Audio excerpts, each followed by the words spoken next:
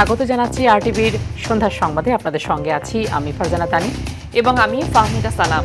বিরোধী দল হাসিনা সরকারের ভাষায় কথা বলা শুরু করেছে বলে অভিযোগ করেছেন স্থানীয় সরকার মন্ত্রী ও বিএনপি মহাসচিব মির্জা ফখরুল ইসলাম আলমগীর। কারণে অকারণে আন্দোলনের নামে রাস্তায় নামা ঠিক নয় উল্লেখ করে তিনি বলেন, এটি যেন সংঘাতে রূপ না নেয় সে বিষয়ে সতর্ক থাকতে হবে। এদিকে দলের সিনিয়র যুগ্ম মহাসচিব রুহুল কবির রিজভী বলেছেন, ভবিষ্যতে ফ্যাসিজম ঠেকাতেই রাজনৈতিক সংস্কৃতি উন্নয়নের বিকল্প নেই। রাজধানীতে আলাদা অনুষ্ঠানে অংশ নিয়ে এসব কথা বলেন তারা। আরও জানাচ্ছেন শামীম চৌধুরী। দীর্ঘ 17 বছরের পুঞ্জীভূত ক্ষোভ, টানা 36 দিনের আন্দোলন আর রক্তাক্ত রাজপথ পেরিয়ে আসে 5 আগস্ট। জুলাই গণ অভ্যুত্থানের দ্বিতীয় বর্ষপূর্তি উপলক্ষে সোমবার জাতীয় প্রেস ক্লাবে জুলাইয়ের প্রেক্ষাপট শীর্ষক আলোচনা সভার আয়োজন করে বাংলাদেশ ফেডারেল সাংবাদিক ইউনিয়ন ও ঢাকা সাংবাদিক ইউনিয়ন। বিজয় অর্জনকারী দলগুলি ঐক্যমত চর্চা করতে এখনো পারছি না। এতে বিশেষ অতিথির বক্তব্যে জুলাইয়ের ত্যাগের কথা তুলে ধরে তথ্যমন্ত্রী বলেন, শহীদদের স্মরণের নামে ব্যক্তিগত বা গোষ্ঠীগত কোনো স্বার্থ হাসিল করতে দেয়া হবে না। কিন্তু যদি জনগণের কাছে প্রমাণ হয় কারো বিভ্রান্তি মাত্রার বাইরে চলে যাচ্ছে, জনগণের কাছে যদি প্রমাণ হয় কারো অশ্লীলতা মাত্রার বাইরে চলে যাচ্ছে, যদি জনগণের কাছে প্রমাণ হয় কেউ কেউ বিভিন্ন আদর্শের নামে এখানে বুঝে অথবা না বুঝে অন্য কারো চক্রান্তকে বাস্তবায়ন করার দায়িত্ব নিচ্ছেন, সেক্ষেত্রেও সুশাসন প্রতিষ্ঠার লক্ষ্যেই আমাদেরকে সঠিক দায়িত্ব পালন করতে হবে। প্রধান অতিথির বক্তৃতায় বিএনপি মহাসচিব বলেন, স্বাক্ষরিত জুলাই সনদের প্রতিটি অক্ষর বাস্তবায়নে কাজ করছে সরকার। সম্মানিত বিরোধী দলের নেতারা কথা বলছেন বাইরে 5 বছর করতে দেব না, এটা ভাষী কথা বলতেন আপনারা আমাদের হাসিনা। তারা অবশ্যই সমালোচনা করবেন, অবশ্যই তারা বিরোধিতা করবেন এবং যে ভুলগুলো সরকার করবে সেগুলোকে দেখিয়ে দেবেন, কিন্তু সেটা পার্লামেন্টের মধ্যে হলেই সেটা আপনার গণতান্ত্রিক পরিবেশটা ঠিক থাকে। এদিকে দুপুরে রাজধানীর বাংলাদেশ মেডিকেল বিশ্ববিদ্যালয়ের সুপার স্পেশালাইজড হাসপাতালের একটি হলে রক্তঝরা জুলাইয়ে নার্সদের অবদান শীর্ষক আলোচনা সভায় বিএনপির সিনিয়র যুগ্ম মহাসচিব রুহুল কবির রিজভী বলেন, ফ্যাসিজমের পথ অনুসরণ করলে রাজনৈতিক বিভাজন দূর হবে না। তরুণ যারা, তাদেরকে আমি বলবো যে আপনারা শেখ হাসিনার যে সংস্কৃতি তৈরি হয়েছে আপনারা সেটাকে অনুসরণ করছেন কেন? শেখ হাসিনার মধ্যে যদি আবার সমাজের মধ্যে ঘৃণা ছড়ান, বিভেদ বিভাজন ছড়ান, শেখ হাসিনা যে তৈরি করেছে, মানে একটা ফ্যাসিজম তৈরি করতে হলে একটা বয়ান তৈরি করতে হয়, ওই বয়ান তৈরি করে ওটার মধ্যে দিয়ে জনগণের মধ্যে একটা বিভাজন রেখা টানতে হয়। বিএনপি জুলাইয়ের চেতনাকে ধারণ করে এবং শুরু থেকেই ওই পথে হাঁটছে বলেও উল্লেখ করেন দলটির নেতারা। নাগরিক স্বাধীনতার জন্যই এই বিপ্লবগুলি হয়েছিল। শামীম চৌধুরী, আরটিভি, ঢাকা। 5 আগস্ট ঘিরে কার্যক্রম নিষিদ্ধ আওয়ামী লীগের নাশকতা করার মুরদ নেই। তারা বিদেশ থেকে মাঝে মধ্যে উকিঝুঁকি দিচ্ছে বলে মন্তব্য করেছেন স্বরাষ্ট্রমন্ত্রী সালাউদ্দিন আহমদ। দুপুরে সচিবালয়ে সাংবাদিকদের প্রশ্নের জবাবে তিনি কথা বলেন। এ সময় সাবেক আইজিপি বেনজিরের জামিন বাতিলের বিষয়ে সরকার নিয়োজিত ল ফার্ম কাজ করছে বলেও জানান মন্ত্রী। বিস্তারিত বিলাল হোসেনের রিপোর্টে। 5 আগস্ট ঘিরে কার্যক্রম নিষিদ্ধ আওয়ামী লীগের নেতাকর্মীরা বিভিন্ন স্থানে জটিকা মিছিল সহ নানা পরিকল্পনার আভাস দিচ্ছে সামাজিক মাধ্যমে। সম্ভাব্য নিরাপত্তা ঝুঁকি আশঙ্কায় দেশ জুড়ে আইনশৃঙ্খলা বাহিনীকে সতর্ক অবস্থানে থাকতে নির্দেশ দিয়েছে পুলিশ সদর দপ্তর। এই অবস্থায় সচিবালয়ে স্বরাষ্ট্রমন্ত্রী জানালেন, 5 আগস্ট ঘিরে কার্যক্রম নিষিদ্ধ আওয়ামী লীগের নাশকতা করার সক্ষমতা নেই। আওয়ামী লীগের এত মরদ আছে বলে তো আমার মনে হয় না। একে তো নিষিদ্ধ ঘোষিত দল, মাফিয়া শক্তি, তারা মাঝে মধ্যে বিদেশ থেকে উকিঝুঁকি দিচ্ছে, এর বেশি তৎপরতা তো দেখি না। সাম্প্রতিক বোমা আতঙ্ক নিয়ে শঙ্কিত হওয়ার কিছু নেই বলে জানান সালাউদ্দিন আহমেদ। খুব শঙ্কিত হওয়ার কোনো কারণ নাই। কোনো পক্ষ হয়তো চেষ্টা করেছিল যে সাম্প্রদায়িক সম্প্রীতি বিনষ্টের কোনো কিছু করা যায় কিনা, তারা হয়তো চেষ্টা করেছিল, আমরা সেটা সেভাবে দেখেছি এবং একটা তদন্ত পরিচালনা করছি আমরা এর পিছনে কারা আছে ফাইন্ড আউট করার জন্য। সাবেক আইজিপি বেনজির আহমেদকে দেশে ফিরিয়ে আনার বিষয়ে স্বরাষ্ট্রমন্ত্রী বলেন, বেনজির আহমেদের জামিন বাতিলের উদ্যোগ নিয়েছে সরকার। করেছি যেন ইমিডিয়েটলি তার জামিন বাতিলের ব্যবস্থা করে। বিলাল হোসেন, আরটিভি, ঢাকা। জুলাই গণঅভ্যুত্থানে রাজধানীর উত্তরায় মীর মুগ্ধ সহ ১১ জনকে হত্যা মামলায় ২৬ আসামির বিরুদ্ধে আনুষ্ঠানিক অভিযোগ গঠন নিয়ে শুনানি শেষ হয়েছে। এ বিষয়ে আদেশ ২০ আগস্ট দুপুরে আন্তর্জাতিক অপরাধ ট্রাইব্যুনাল ১ এই দিন ধার্য করেন। এর আগে একই ট্রাইব্যুনালে আওয়ামী শাসনামলে শতাধিক মানুষকে গুম খুন মামলায় সাবেক সেনা কর্মকর্তা জিয়াউল আহসানের বিরুদ্ধে সাক্ষ্য দেয়া অবসরপ্রাপ্ত এক সেনা কর্মকর্তাকে জেরা করে আসামিপক্ষ। অন্যদিকে ট্রাইব্যুনাল ২-এ ২০১৫ সালে বরিশালে ক্রসফায়ারের ছাত্রদল নেতা সহ ২ জনকে হত্যা মামলায় সাবেক এমপি আবুল হাসানাত আবদুল্লাহ সহ ৪ আসামির বিরুদ্ধে সাক্ষ্য গ্রহণ হয়। সাক্ষ্য দেন জব্দ তালিকার সাক্ষী SI কামরুল হোসেন। পরবর্তী সাক্ষ্য গ্রহণ ১১ আগস্ট।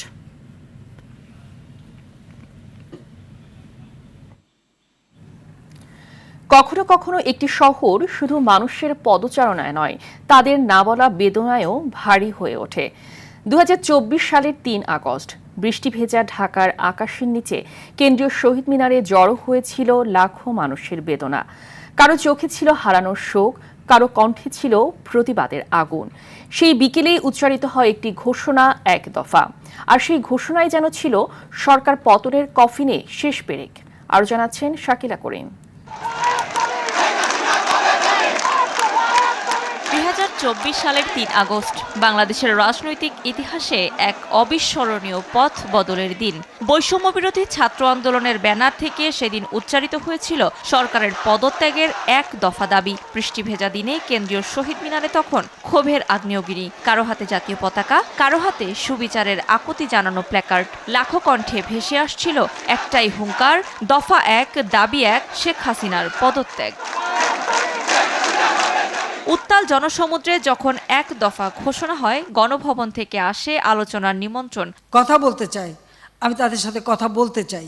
সরকারের সংলাপের প্রস্তাব প্রত্যাখ্যান করে আন্দোলনকারীরা স্পষ্ট জানিয়ে দেন, রক্তের ওপর দাঁড়িয়ে সংলাপের সুযোগ নেই। এই ফ্যাসিবাদী শাসন ব্যবস্থা বাংলাদেশ থেকে তার পতন করতে হবে। শহীদ মিনারের ঐতিহাসিক সমাবেশ থেকেই আসে দেশব্যাপী সর্বাত্মক অসহযোগের ডাক। সকল দল, মত, ধর্ম নির্বিশেষে আমাদেরকে এই ঐক্যবদ্ধ জায়গায় আসতে হবে। সন্ধ্যা নামতেই শহীদ মিনারের মিছিল স্রোত হয়ে যায় শাহবাগে। আর টিএসসিতে রাজু ভাস্কর্যের চোখে লাল কাপড় বেঁধে অভিনব প্রতীকী প্রতিবাদ জানান আন্দোলনকারীরা। হাজারো ক্ষুব্ধ জনতার পদভারে অবরুদ্ধ হয়ে পড়ে পুরো শাহবাগ মোড়। ৩ তারিখ ভিডিও বার্তার পরিবর্তে শহীদ মিনারে সমাবেশ করে এক দফাটা ঘোষণা করি এবং অসহযোগ আন্দোলনের ঘোষণা করি একই দিনে। আমাদের প্রত্যাশা ছিল না যে এত দ্রুত পতনটা হবে। রাজধানীর বিপ্লবের ঢেউ মুহূর্তেই ছড়িয়ে পড়ে পুরো টেকনাফ থেকে তেঁতুলিয়ায়। মহাসড়ক অবরুদ্ধ করে দুর্বার প্রতিরোধ করে তোলেন শিক্ষার্থীরা। গাজীপুরে পুলিশের গুলিতে প্রাণ হারান এক বিক্ষোভকারী, বগুড়ায় গুলিবিদ্ধ হন অসংখ্য শিক্ষার্থী, আর চট্টগ্রামে ক্ষোভের দাবানলে ঘটে অগ্নিসংযোগের ঘটনা। যখন কালো বেশ ধারণের ঘোষণা দিয়েছিল, আমরা তার প্রতিবাদে বিপ্লবের লাল রং, রক্তের লাল রং ধারণ করার ঘোষণা দিয়েছিলাম। এইটা সবচাইতে বড় ইম্প্যাক্ট পড়ছিল, যে মানুষের হৃদয়ে একেবারে সর্বশ্রেণী এতে যুক্ত হয়ে গিয়েছিল। একই দিন মাঠে নামেন গণমাধ্যম কর্মীরাও। সহকর্মীদের হত্যার বিচারের দাবিতে রাজধানী জুড়ে চলে সাংবাদিকদের বিক্ষোভ। বাংলাদেশের উত্তাল পরিস্থিতি ও মানবাধিকার লঙ্ঘনে তীব্র উদ্বেগ প্রকাশ করে মার্কিন যুক্তরাষ্ট্রের ২২ জন সিনেটর ও কংগ্রেস সদস্য। জাগরণ তো তখন হয়েই গেছে, কিন্তু একটা খুবই সচেতনতার মুহূর্ত। সে সময় কিন্তু সারা দেশ, এটা কিন্তু শুধু আর ঢাকা শহরে আটকে নেই। এবং একই সাথে আমরা দেখব যে এই সময় ওই কারফিউয়ের মধ্যেই কিন্তু এসে দেয়ালে লিখে যাচ্ছে।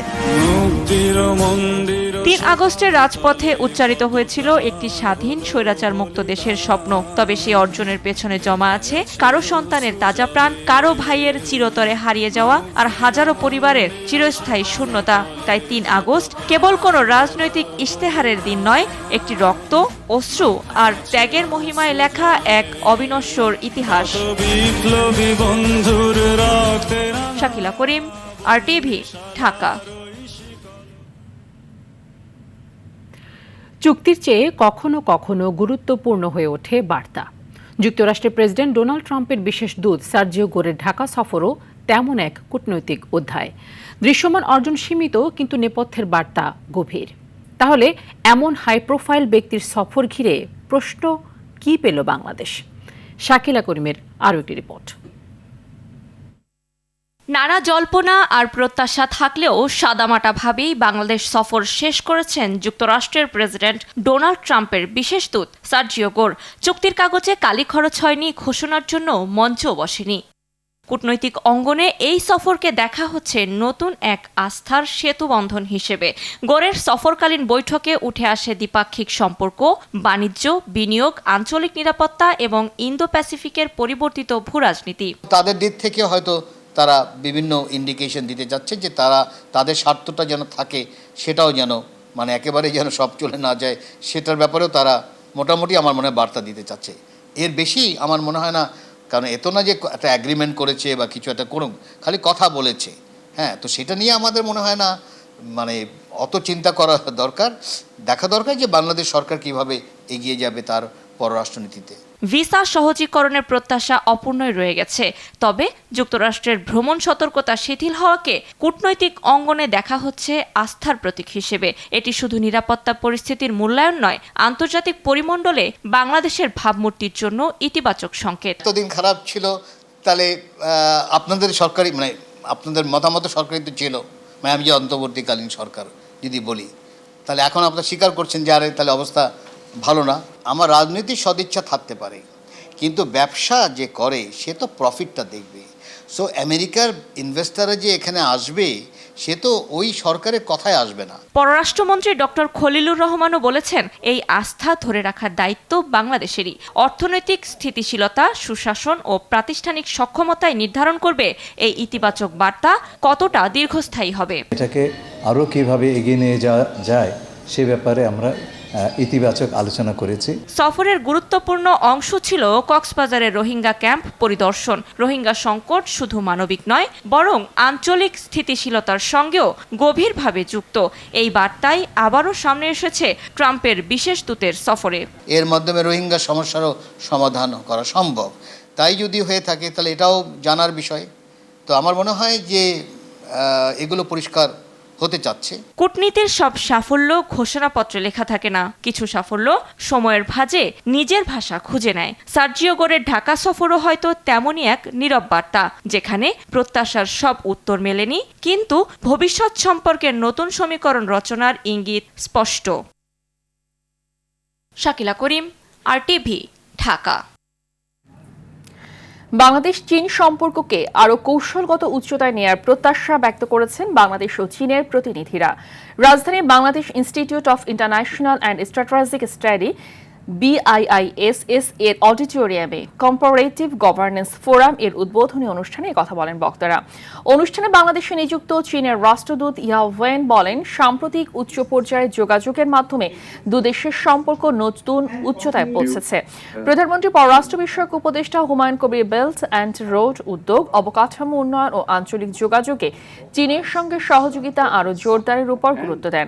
তারেক রহমানের সাম্প্রতিক চীন সফর দ্বিপাক্ষিক সম্পর্ককে নতুন উচ্চতায় নিয়ে যাবে বলে আশা প্রকাশ করেন তারা। Prime Minister on Foreign Affairs workshop forum late last year through investment in disaster preparedness. চীনের উন্নয়ন অভিজ্ঞতা বাংলাদেশের জন্য গুরুত্বপূর্ণ শিক্ষা হতে পারে। তাদের বিনিয়োগ, প্রযুক্তি ও উৎপাদন সক্ষমতা কাজে লাগিয়ে শিল্পায়ন, কর্মসংস্থান এবং রপ্তানি বহুমুখীকরণের পাশাপাশি অবকাঠামো ও যোগাযোগ খাতে সহযোগিতা আরও সম্প্রসারণের সুযোগ রয়েছে। বাংলাদেশের ভৌগোলিক অবস্থান কাজে লাগিয়ে পরিবহন, বিমান চলাচল, পর্যটন ও অবকাঠামো উন্নয়নে চীনের সঙ্গে সহযোগিতা বাড়ানোর উপরে আমাদের গুরুত্ব দেওয়া উচিত। The leaders of both countries agreed to elevate প্রধানমন্ত্রীর সাম্প্রতিক চীন সফর ছিল ঐতিহাসিক। এর মাধ্যমে পারস্পরিক সমঝোতা ও সহযোগিতার নতুন দ্বারপ্রান্ত উন্মোচিত হয়েছে। তিস্তা নদীর সমন্বিত ব্যবস্থাপনা, মংলা বন্দরের আধুনিকায়ন এবং চীন মিয়ানমার বাংলাদেশ অর্থনৈতিক করিডোর এগিয়ে নেওয়ার বিষয়েও ইতিবাচক অগ্রগতি রয়েছে। নিষিদ্ধ সংগঠন আওয়ামী লীগ এবং বিভিন্ন অপরাধী সাজাপ্রাপ্ত পলাতক শেখ হাসিনা কোথায় কি বলছেন তার জবাব দেওয়ার মতো সময় বাংলাদেশ সরকারের নেই বলে মন্তব্য করেছেন পররাষ্ট্র প্রতিমন্ত্রী শামা ওবায়দ। তিনি সাংবাদিকদের আরও জানিয়েছেন, 5 আগস্ট দিল্লিতে শেখ হাসিনার সম্ভাব্য অনুষ্ঠানের বিষয়ে ভারত সরকারকেই তাদের অবস্থান স্পষ্ট করতে হবে। নিষিদ্ধ সংগঠন, তার সংগঠনের প্রধান যে হয়েছে সাজাপ্রাপ্ত আসামি, উনি কোথায় কি বলছেন করছেন সেটার তো বাংলাদেশ সরকারের সে সময় নেই সেটার মানে জবাব দেবার। কিন্তু আমরা যেটা ফলো করছি যে ভারত সরকারও ইতিমধ্যে রিসেন্টলি কিন্তু একটা স্টেটমেন্ট দিয়েছে যে তারা আশা করে না যে ওখানে পলাতক একজন আসামি রাজনৈতিক কোনো কথা বলবে বা রাজনৈতিক বক্তব্য দিবে, সেটা ভারত সরকার সমর্থন করে না।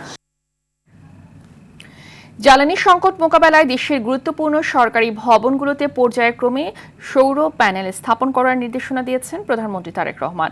সৌর বিদ্যুৎ সংক্রান্ত এক সভায় এ নির্দেশনা দেন প্রধানমন্ত্রী। এছাড়া নিজের ফেসবুক পেজে এক ভিডিও বার্তায় পরিবেশ সংরক্ষণে সবাইকে দায়িত্বশীল হওয়ার আহ্বান জানান তারেক রহমান। রুদ্র রফিকের রিপোর্ট। উন্নয়নের অগ্রযাত্রার সঙ্গে পাল্লা দিয়ে বাড়ছে পরিবেশগত সংকট। বায়ু দূষণ, নদী দূষণ, বন উজাড়, প্লাস্টিক বর্জ্য ও জলবায়ু পরিবর্তনের প্রভাবে দেশের পরিবেশ আজ চরম ঝুঁকির মুখে। বিশেষ করে রাজধানী ঢাকাসহ বড় শহরগুলোতে বায়ু দূষণ বাড়ছে উদ্বেগজনকভাবে। এমন বাস্তবতায় সোমবার নিজের ভেরিফাইড ফেসবুক পেজে পরিবেশ সংরক্ষণে এক বিশেষ বার্তা দেন প্রধানমন্ত্রী তারেক রহমান। দেশকে পরিষ্কার ও সুন্দর রাখতে সবার প্রতি আহ্বান জানান তিনি। আমরা যদি একটি নির্দিষ্ট জায়গায় এই আবর্জনাকে জমা করি এবং নির্দিষ্ট উপায়ে যদি এটাকে পরে ধ্বংস করি, তাহলে যেমন আমাদের পরিবেশটি ভালো থাকবে, ঠিক একইভাবে আমরা আমাদের পরিবেশটাকে সুন্দরভাবে রাখতে পারবো। আজকে থেকে প্রত্যেকে সচেতন হই। আমাদের হাতের আবর্জনা বা ব্যবহৃত আবর্জনা যদি নির্দিষ্ট জায়গায় সুন্দরভাবে আমরা গুছিয়ে ফেলি, তাহলে ধীরে ধীরে হয়তো আমরা আমাদের এই বাংলাদেশটাকে আবর্জনা মুক্ত করতে পারবো। এদিকে সচিবালয়ে প্রধানমন্ত্রীর সঙ্গে অর্থনৈতিক অঞ্চল কর্তৃপক্ষের গভর্নিং বোর্ড বেজার বৈঠকে দেশের ইপিজেডগুলোতে মোট 1,25,000 বৃক্ষরোপণের সিদ্ধান্ত নেওয়া হয়। এছাড়াও নারায়ণগঞ্জের করিম জুট মিলস ও লতিফ বাওয়ানি জুট মিলসের জমি ও বিদ্যমান অবকাঠামোকে অর্থনৈতিক কর্মকাণ্ডে ব্যবহারের সম্ভাবনা নিয়েও বৈঠকে পর্যালোচনা করা হয়। সচিবালয়ের সৌরবিদ্যুৎ সংক্রান্ত এক সভায় বঙ্গভবন, প্রধানমন্ত্রীর কার্যালয়, জাতীয় সংসদ ভবন, সচিবালয় সহ গুরুত্বপূর্ণ সরকারি ভবনে পর্যায়ক্রমে সৌর প্যানেল স্থাপনের নির্দেশনা দেন প্রধানমন্ত্রী।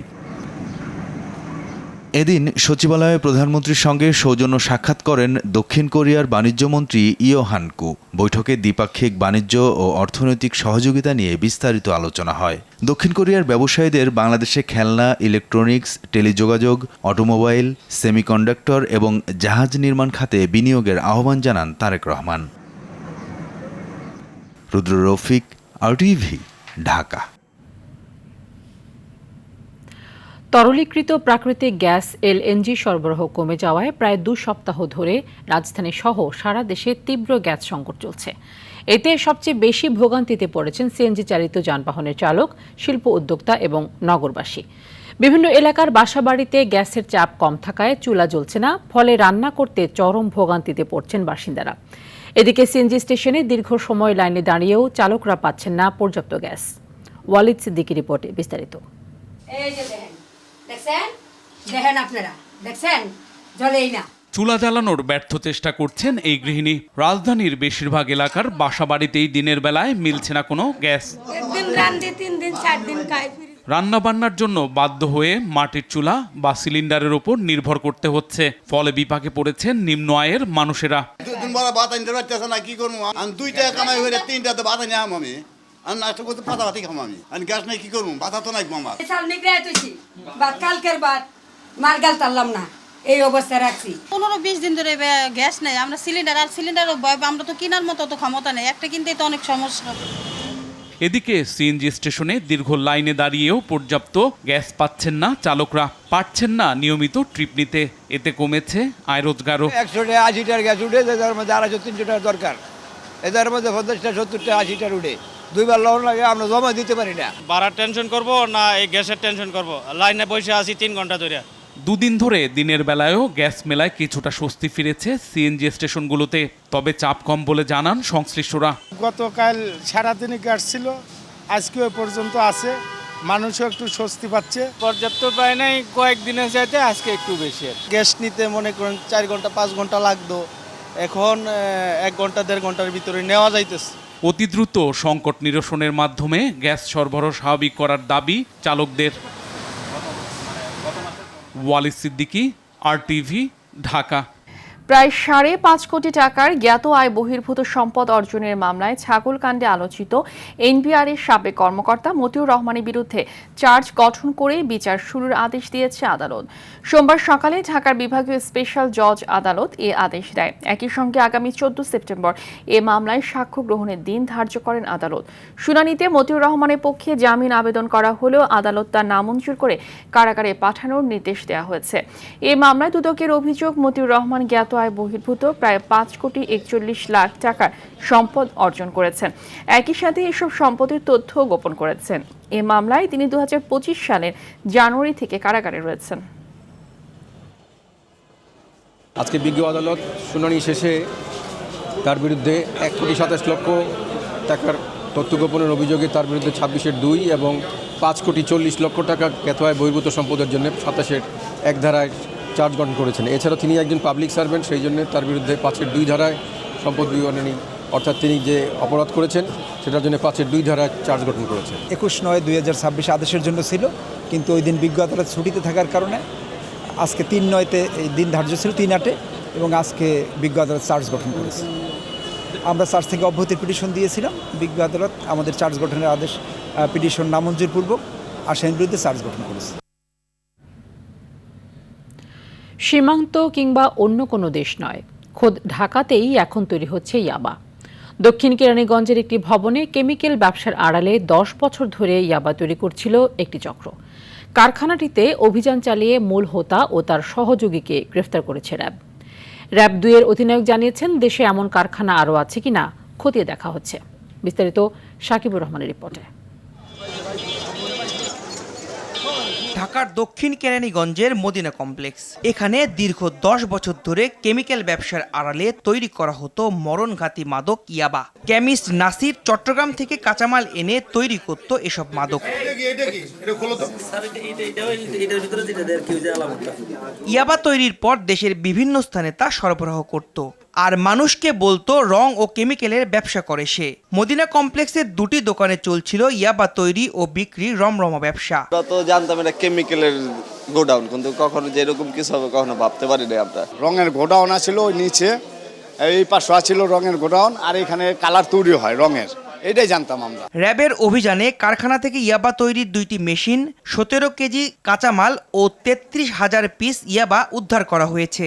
মিয়ানমার থেকে বাংলাদেশে আসে, সেটা তো সীমান্ত দিয়ে আসেই, সেই সাথে লোকালি তারা যাতে করে তারা এই মানে কাঁচামালগুলো এনে মানে রেডিমেড এখানে তৈরি করে লোকালি মার্কেট গ্রো করতে পারে এবং লোকাল যারা ইয়াবার মানে ইউজার তাদেরকে দিতে পারে। আমার মনে হয় সে কারণেই লোকালি তারা এই কাজটা করা শুরু করেছে। দেশের ভেতরে ইয়াবা তৈরির কারখানা সন্ধানের পাশাপাশি এসবের কাঁচামাল পাওয়া নিয়ে তদন্তের কথা জানায় র্যাব। র মেটেরিয়ালস চট্টগ্রাম থেকে নিয়ে আসে। নাসির নিজেই ইয়াবা কেমিস্ট, ইয়াবার ডিলার, এবং সে আমাদের কাছে এ পর্যন্ত অনেকের নাম বলেছে, আমরা আপনাদের কাছে এটা রিভিল করতে পারবো না। তাদের এই চেইনটা এটা বিভিন্ন জায়গায় বিস্তৃত, ঢাকার বিভিন্ন জায়গায় বিস্তৃত, এবং আমরা এই মুহূর্তে যদি আপনাদের বলি তারা সচেতন হয়ে যাবে, তাদেরকে গ্রেপ্তারের পর আমরা জানাবো। এর আগেও কেরানীগঞ্জে ইয়াবা তৈরির এমন সন্ধান পেয়েছিল বাহিনীটি।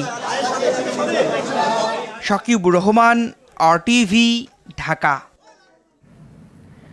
রাজধানীর স্পা সেন্টারগুলো পরিণত হয়েছে নারী সঙ্গ ও মাদক সেবনের নিরাপদ আশ্রয়স্থলে। ঢাকার অভিজাত এলাকাগুলোতে স্পা সেন্টারের আড়ালে চলছে মাদক ও দেহ ব্যবসার রমরমা বাণিজ্য। একই ছাদের নিচে নারী সঙ্গের পাশাপাশি হাত বাড়ালেই পাওয়া যায় মদ, ইয়াবা, হেরোইন সহ সব ধরনের মাদক। পুলিশের নিষ্ক্রিয়তার সুযোগে গত কয়েক বছরে এই অবৈধ ব্যবসা বেড়েছে প্রায় কয়েক গুণ। সেলুন, বিউটি পার্লার ও ফিজিওথেরাপির নামে চালানো হয় এসব স্পা সেন্টার। হাসান মাহমুদের ধারাবাহিক প্রতিবেদনের আজ দেখুন প্রথম পর্ব। শহরের অভিজাত এলাকায় কৌশল পাল্টে নানা উপায়ে চলছে যৌন ব্যবসা। অনৈতিক স্পা সেন্টার ও বিউটি পার্লারে এসব ব্যবসা এখন জমজমাট। বিত্তবান পরিবারের সন্তান সহ অনেকেই হচ্ছেন এসব সেন্টারের খদ্দের। সিটি কর্পোরেশন থেকে ক্ষুদ্র ব্যবসার লাইসেন্স নিয়ে স্পা সেন্টারের আড়ালে চলছে রমরমা মাদক ও দেহ বাণিজ্য। ভেতরে বিভিন্ন রঙের ঝলমলে আলোকসজ্জা, ছোট ছোট একাধিক রুম। বাইরে থেকে বোঝার উপায় নেই কি হচ্ছে এখানে। বনানীর ২৭ নম্বর রোডের কবরস্থানের সামনে ৩৭ নম্বর ভবনের ইস্পা সেন্টারে প্রবেশের চেষ্টা করলে সিকিউরিটি ও সেন্টারের কর্মচারীদের বাধার মুখে পড়তে হয়। অর্থের বিনিময়ে সাংবাদিকদের ম্যানেজের চেষ্টাও করে দালাল চক্র। বছরের পর বছর চলছে এসব মিনি পতিতালয়, নেই আইন শৃঙ্খলা রক্ষাকারী বাহিনীর অভিযান। বিনা বাধায় বিভিন্ন অ্যাপ ও অনলাইনে নজরকাড়া বিজ্ঞাপন দিয়ে খদ্দের টানছে এসব সেন্টার। কথা হয় ইস্পা সেন্টার পরিচালনাকারী এক ব্যক্তির সঙ্গে, বলেন চাঁদার টাকা দিতে ব্যর্থ হয় সবকিছু ফেলে ব্যবসা গুটিয়ে নিয়েছেন তিনি। নৃশংস ইয়াবা নিয়ে আসে, গাঁজা নিয়ে আসে, হিরোইন নিয়ে আসে, গুলশানের টাকা সব তোলে সালমান ফার্সি। টাকা না দিলে অস্ত্র নিয়ে আসে, বলতে পিস্তল ঠেকাই বলে দেখি গুলি করে দিবে। এক একটা স্পা থেকে ৮ লাখ টাকা করে পাই। পুলিশ বলছে মাদকের বিরুদ্ধে জিরো টলারেন্স নীতিতে কাজ করছেন তারা। কিছু ভবন মালিক অতিরিক্ত ভাড়ার লোভে ইস্পা সেন্টারগুলোকে ফ্ল্যাট ভাড়া দিয়ে থাকেন। পুলিশি অভিযানের সময় কোনো কিছু না জানার ভান ধরেন ভবন মালিকরা। ইদানিং একটা ট্রেন্ড দেখা যাচ্ছে যে এই স্পা সেন্টারগুলো তারা চলে যাচ্ছে ফ্ল্যাট বাড়িতে মানুষের জনসমাগমের মধ্যে, ওখান থেকে শনাক্ত করে তাদেরকে বের করাটা একটু চ্যালেঞ্জের, কিন্তু তারপরে পুলিশ সংবাদ পেলে এসব জায়গায় অভিযান চালাচ্ছে এবং তাদের বিরুদ্ধে ব্যবস্থা নিচ্ছে। বলেন দেহ ও মাদক ব্যবসা নিয়ন্ত্রণে ইস্পা সেন্টারগুলোতে নিয়মিত অভিযান পরিচালনা করা হয়। জানান পুলিশের কেউ এসব অনৈতিক কর্মকাণ্ডের সাথে জড়িত থাকলে তাদের বিরুদ্ধেও আইনগত ব্যবস্থা নেওয়া হয়। অনৈতিক কর্মকাণ্ডকে প্রশ্রয় দেওয়ার চেষ্টা করে তাহলে আমরা তাদের বিরুদ্ধে কঠোর আইনগত ব্যবস্থা নেব। হাসান মাহমুদ, RTV, ঢাকা। গ্রুপ ও স্বাস্থ্য বীমা চুক্তির আওতায় বাংলাদেশ ক্রীড়া শিক্ষা প্রতিষ্ঠান বিকেএসপিকে ৩ লাখ টাকা বীমা দাবি পরিশোধ করেছে ন্যাশনাল লাইফ ইন্স্যুরেন্স PLC। বোবরা কোম্পানির প্রধান কার্যালয় বিকেএসপির পরিচালক ব্রিগেডিয়ার জেনারেল মোহাম্মদ সাইফ উল্লাহর নিকট চেক হস্তান্তর করে ন্যাশনাল লাইফের চেয়ারম্যান তোফাজ্জল হোসেন ও মুখ্য নির্বাহী কর্মকর্তা মোহাম্মদ কাজিমউদ্দিন। বিকেএসপির একজন শিক্ষার্থীর মৃত্যুতে ও 2 জন শিক্ষার্থীর স্বাস্থ্য বীমা বাবদ এ দাবি পরিশোধ করে ন্যাশনাল লাইফ। অনুষ্ঠানে ন্যাশনাল লাইফের উপব্যবস্থাপনা পরিচালক ও প্রধান অর্থ কর্মকর্তা প্রবীর চন্দ্র দাস, উপব্যবস্থাপনা পরিচালক বাহারউদ্দিন মজুমদার সহ ঊর্ধ্বতন কর্মকর্তারা উপস্থিত ছিলেন। সন্ধ্যা সংবাদ এ পর্যন্তই। রাতের সংবাদ 11:15টায় দেখার আমন্ত্রণ রইল। ধন্যবাদ সবাইকে। ধন্যবাদ।